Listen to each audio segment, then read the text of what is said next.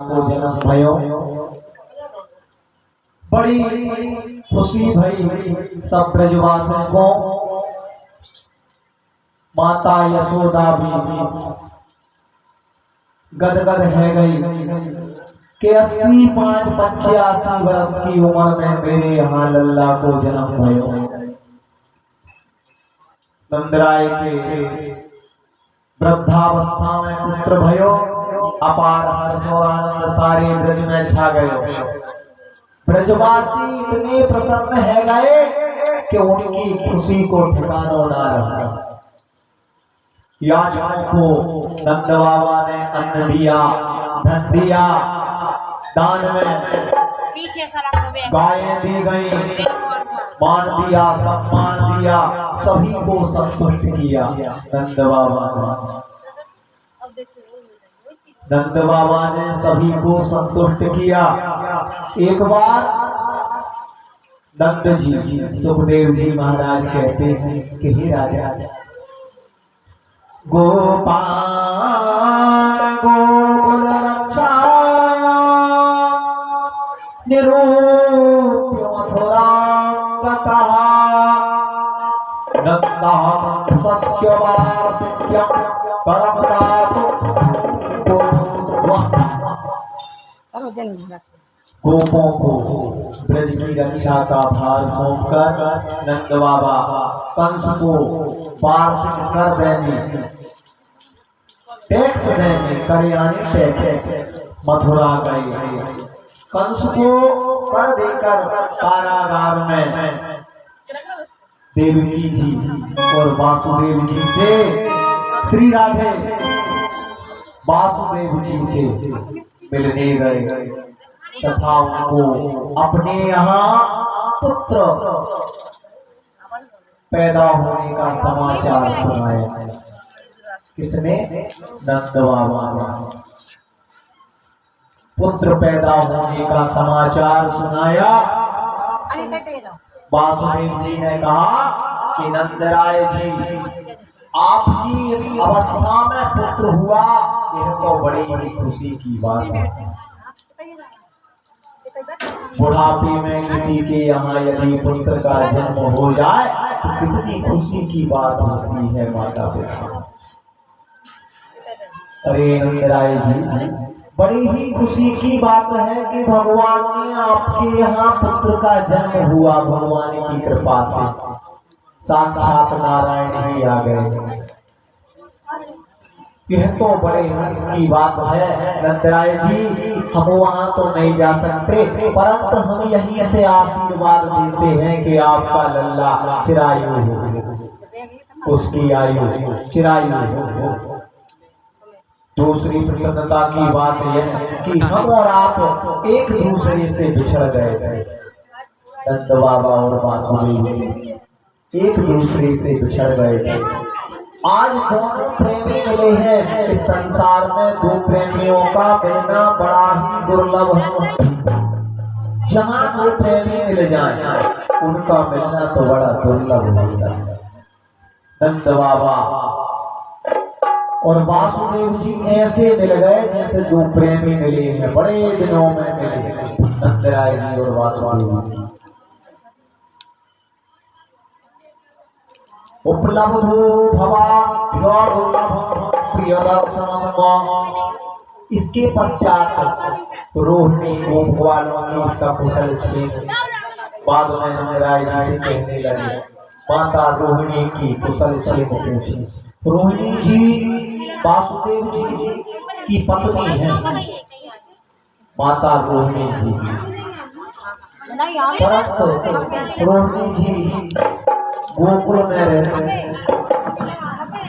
तो नंदराय जी से पूछा कि आप ये बताओ, रोहिणी जी कुशल तो हैं? वासुदेव जी ने पूछा। गोप वाले सभी कुशल तो हैं? नंदराय जी ने कहा कि हे वासुदेव जी, ईश्वर की कृपा से सभी सकुशल हैं, सब कुशल हैं। आपकी कुशलता कहिए। वासुदेव जी कहने लगे कि हे नंदराय जी, हमारी कुशलता तो आप देख ही रहे हैं। हमारी कुशलता तो आप देख ही रहे हैं। आप शीघ्र गोकुल पहुंचिए। मुझे ऐसा आवाज हो रहा है कि वहां पर उत्पात मचा हुआ है, उत्पात होने वाले हैं। नंदराय जी क्या है? श्रीमद् भागवत कथा कहती है कि नंदराय जी जीवात्मा है। क्या है? जीवात्मा। और मथुरा क्या है? मथुरा देह है, गोकुल उसका हृदय है। नंद जीवात्मा, मथुरा देह है, गोकुल उसका हृदय है। जब नंद रूपी जीवात्मा हृदय रूपी गोकुल को छोड़ करके देह रूपी मथुरा में जाएगा, तभी उत्पात रूपी पूतना उत्पात मचाने आ जाएगी। तो सुखदेव जी महाराज परीक्षित से कहते हैं कि हे परीक्षित, कंसे प्रहिता घोरा पूतना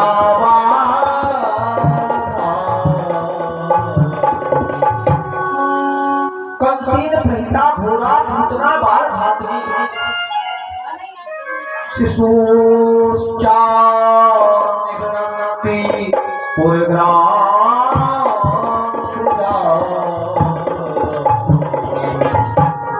श्री राधे राधे राधे। कंस की पूतना नाम की प्रार्थना की। पूतना कंस की भाई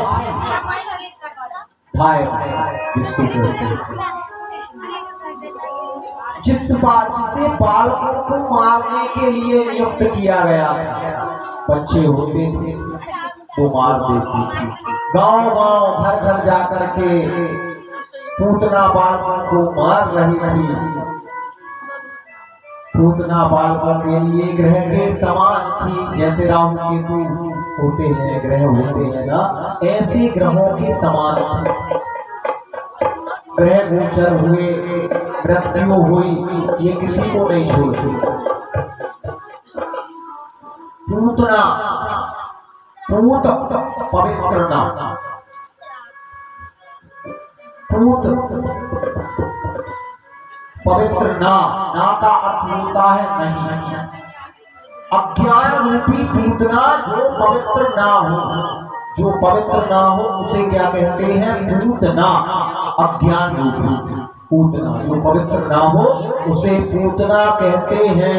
या पूतना का ये अर्थ भी होता है जिसके पूत ना हो उसको भी पूतना कहते हैं।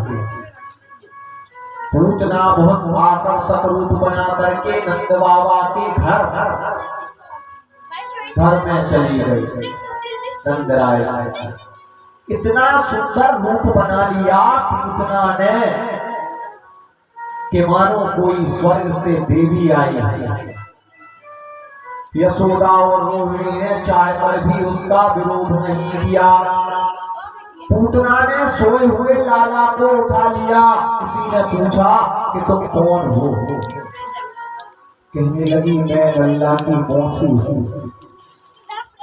पूछा यशोदा, यशोदा रानी, बोले तुम्हारी ये बहन तो आज तक नहीं देखी, ये कहां से आ गए?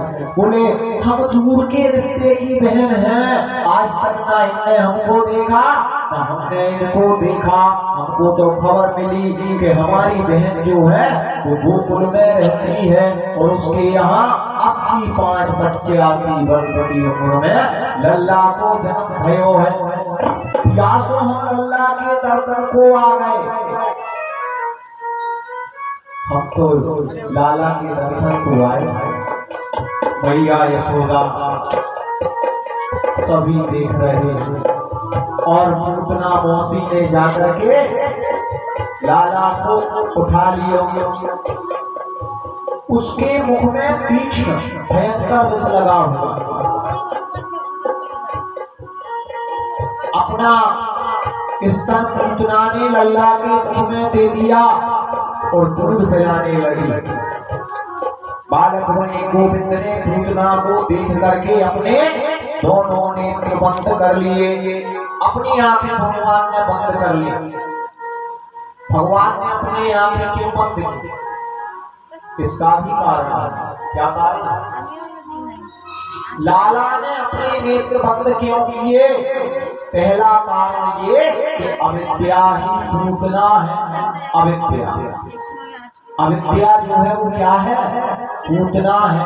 भगवान ने सोचा कि यदि नेत्र खोल कर देखूंगा तो यह अविद्या रूपी भूतना मेरे सामने नहीं ठहर पाएगी।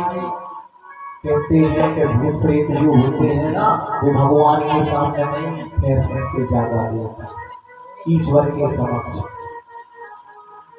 नहीं ठहर सकते। तो भगवान ने सोचा कि यदि मैं नेत्र खोल करके देखूंगा तो अविद्या रूपी भूतना मेरे सामने नहीं ठहर सकती। इसलिए भगवान ने, लाला ने नेत्र बंद कर लिए। दूसरा, भगवान ने सोचा कि ये दुष्टा तो बाल घातनी है, ये बालकों का वध कर देती है। पूतना प्रियपी पवित्र बालों के लिए जो है, अतः ऐसी दुष्टा का मुंह नहीं देखना चाहिए। जो बच्चों की हत्या कर रहे उसका मुंह देखना चाहिए क्या? नहीं देखना चाहिए। ऐसी पूतना का क्या मुंह देखने, नहीं देखना चाहिए। तीसरा कारण ये रहा कि मेरे लाला ने यो भी सोच लियो कि इसने जन्म में ना तो कोई पुण्य नहीं किया, अतः उसके पिछले जन्मों के पुण्यों के विषय में जानने को नेत्र बंद कर लिए। लाला ने सोचा कि इसने इस जन्म में तो कोई पुण्य नहीं किया, मैं नेत्र बंद करके देखता हूँ कि पिछले जन्म में कौन से ऐसे पुण्य किए हैं पूतना मौसी ने। पूतना मौसी ने कौन से पुण्य किए? चौथा, समस्त प्राणियों के नेत्रों के पलकों पर महाराज का वास है। पांचवा, भगवान ने सोचा कि यह जहर लगा करके आई है, वो जहर कड़वा